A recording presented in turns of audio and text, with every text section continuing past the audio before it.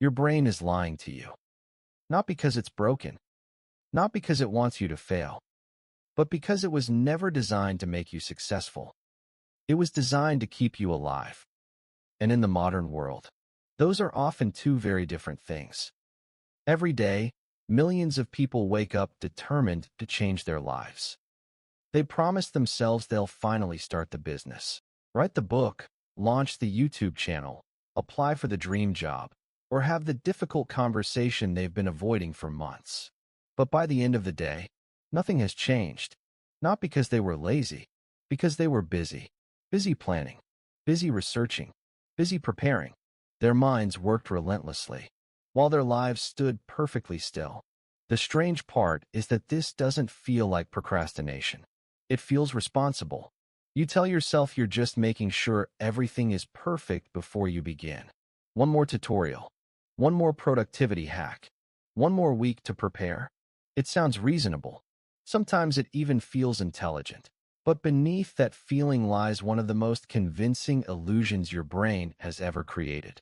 The illusion that thinking is progress. Think about the last time you spent hours planning something important. Maybe you redesigned your workspace instead of starting the project. Maybe you watched videos about becoming productive instead of actually producing anything.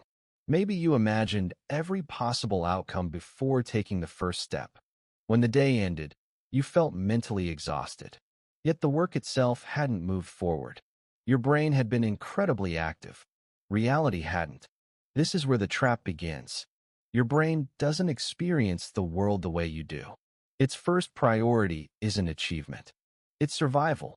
For hundreds of thousands of years, hesitation kept our ancestors alive. The people who paused to evaluate danger before acting were more likely to survive than those who rushed into the unknown. That ancient survival system still lives inside you.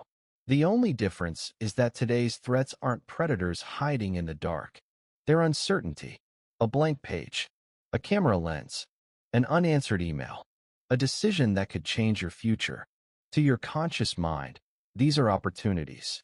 To your survival system, they're unanswered questions, and your brain hates unanswered questions. So instead of pushing you toward action, it quietly whispers something that sounds far more reasonable. Think about it a little longer, because the greatest trick your brain ever learned was convincing you that preparing for life feels almost the same as living it. And once you believe that illusion, it's remarkably easy to spend years moving inside your mind, while standing completely still in reality. If your brain knows you're not making progress, why does it keep convincing you to think instead of act? Because your brain isn't asking, will this make me successful? It's asking something much older. Will this keep me safe? For most of human history, uncertainty was dangerous. A strange sound in the dark could be a predator. An unfamiliar path could lead to death. The human brain evolved to treat the unknown with caution, rewarding behaviors that reduced uncertainty before taking action. That instinct helped our ancestors survive. But today, the unknown rarely looks like a wild animal. It looks like publishing your first video, launching a business, applying for your dream job, speaking in front of an audience, or sending a message that could change your life. To your conscious mind, these are opportunities. To your survival system, they're risks. So your brain does something remarkable. Instead of telling you to give up, it offers something that feels far more productive. It tells you to prepare. Research a little more. Watch another tutorial. Improve the plan. Wait until you're completely ready. Each suggestion sounds logical on its own. Together, they become a prison. Deep inside the brain, regions involved in detecting conflict and uncertainty become more active whenever you're faced with an important decision. Their job isn't to make you successful. Their job is to reduce discomfort and help you respond to potential threats. The fastest way to reduce that discomfort isn't always action. Sometimes, it's simulation. Your brain begins running endless mental rehearsals. It imagines every possible mistake before you've made one. It predicts conversations that never happen. It searches for perfect certainty in a world where certainty doesn't exist. From the inside, This feels like hard work. You're concentrating, analyzing, problem solving. Hours pass. You feel mentally exhausted. But when you look around, nothing in your world has changed. Imagine spending an entire afternoon inside the world's most advanced flight simulator. Every emergency feels real. Every landing demands total concentration. Your heart races. Your palms sweat. Your brain works relentlessly. Then you remove the headset. The airplane never left the runway. That's what overthinking does. It gives you the experience of effort, without the results of movement. And because anticipation itself can feel rewarding, your brain starts confusing preparation with progress. The more you plan, the more prepared you feel. The more prepared you feel, the less urgency you have to begin. Without realizing it, you've started collecting the emotional rewards of achievement before you've actually achieved anything. That's why overthinking becomes addictive. Not because you enjoy worrying, but because worrying creates the comforting illusion that you're doing something meaningful.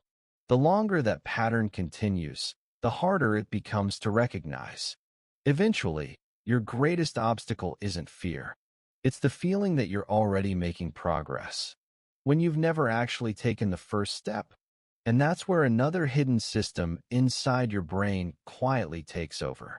Because the moment your attention drifts away from the outside world, your mind enters a completely different mode. One that can either fuel extraordinary creativity or trap you inside the same thoughts for years. The most dangerous part of overthinking isn't that it wastes your time. It's that it slowly changes the way you see yourself. After enough failed starts, your brain begins collecting evidence. Maybe I'm just not disciplined enough. Maybe successful people are simply different. Maybe I'm the kind of person who never finishes what they start. But none of those beliefs came first. They were built by the loop. Because every unfinished project teaches your brain the wrong lesson. Instead of learning that you avoided discomfort, it concludes that you lacked ability. And every time that story repeats, your confidence becomes a little weaker. Ironically, the opposite is usually true. The people who appear the most confident aren't the ones with the least fear. They're the ones who stop treating fear as a stop sign. They learn that confidence isn't something you discover before taking action. It's something you earn because you took action. This is where the cycle finally begins to break. Not through motivation. Motivation disappears. Not through discipline. Even disciplined people overthink. The real breakthrough happens when you stop negotiating with every thought that enters your mind. Because here's something your brain rarely tells you. You don't have to solve every doubt before you move. You only have to survive the first step. Psychologists have repeatedly found that small actions reduce resistance far more effectively than grand intentions. A tiny action gives your brain something it cannot get from imagination alone. Real-world feedback. Instead of writing an entire chapter, write one paragraph. Instead of building the perfect business plan, send one email. Instead of waiting until you feel confident enough to publish your first video, publish the imperfect one. Action creates information. Information reduces uncertainty. And reduced uncertainty is what your brain was searching for all along. Notice the difference. The old cycle looked like this. Think, doubt, delay, regret. The new cycle is much simpler. Act, learn, adjust, repeat. One cycle keeps you trapped inside your head. The other slowly changes your life. The first few steps will feel uncomfortable. They're supposed to. Your brain interprets every meaningful change as unfamiliar territory. But discomfort isn't proof that you're moving in the wrong direction. Very often, it's proof that you're finally moving at all. Because the moment you replace endless preparation with imperfect action, your brain stops imagining reality and finally starts experiencing it. And once that happens, something remarkable begins to change. Not your circumstances, not overnight, but your identity. You stop seeing yourself as someone who's trying. You become someone who's doing. And that single shift quietly transforms every decision that follows. But there's one final misunderstanding that keeps millions of people stuck. They believe the goal is to eliminate fear completely. In reality, fear was never the enemy. The real enemy was believing you had to wait for fear to disappear before you were allowed to begin. Imagine yourself 1 year from today. There are two versions of you. The first kept waiting, waiting for more confidence, more knowledge, a better plan, the perfect opportunity. They spent another year thinking about the life they wanted, without ever stepping into it. The second version wasn't fearless.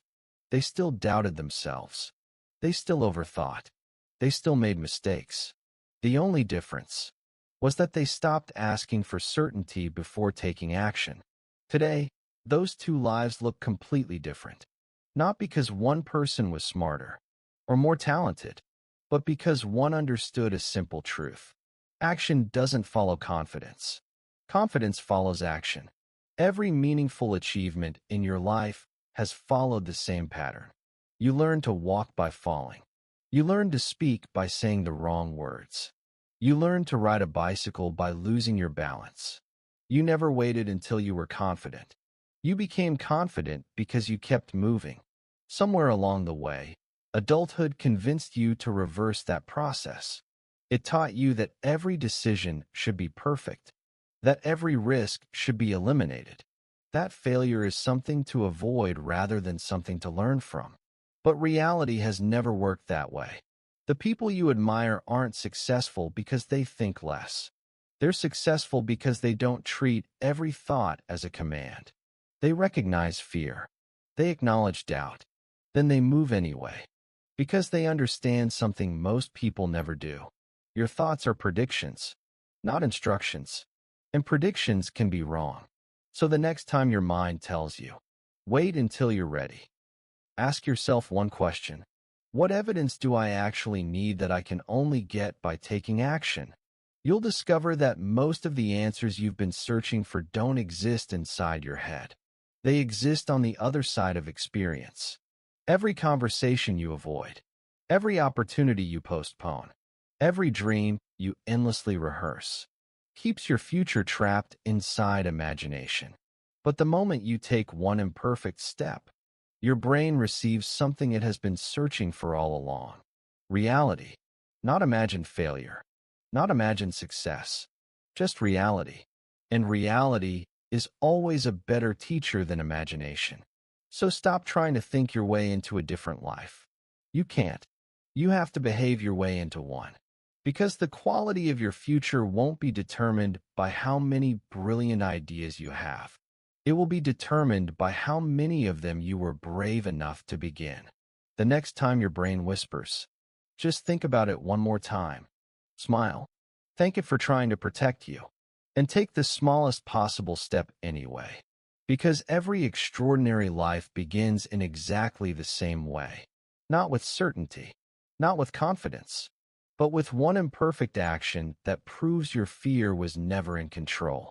And perhaps that's the greatest illusion you'll ever break. If this documentary changed the way you see your own mind, remember to subscribe. Because in the next episode, we'll uncover an even deeper question. What if overthinking isn't caused by fear at all, but by the identity you've spent your entire life trying to protect?